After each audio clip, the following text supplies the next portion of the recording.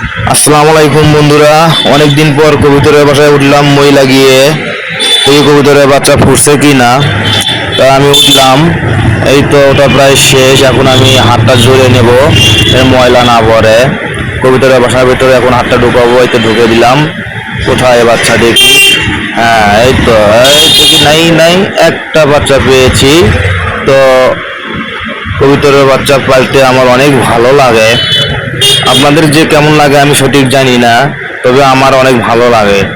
পোষা প্রাণী আমার অনেক ভালো লাগে। আমার বাড়িতে কুত্তা আছে, বিড়াল আছে, আমার ভালো লাগে। এই তো কবুতরের বাচ্চাটা প্রায় হাতে নিলাম, অনেক সুন্দর।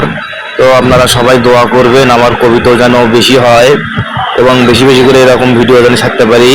ভিডিওটা যদি আপনাদের ভালো লাগে তো অবশ্যই কমেন্ট করে জানাবেন। এরকম ভিডিও আমি আপনাদেরকে আরও দেবো ইনশাআল্লাহ। তো আমার খুবই ভালো লাগে। দেখেন, আমার খুব আনন্দ হচ্ছে কবুতরের বাচ্চাটা হাতে পেয়ে। আমি খুব খুশি।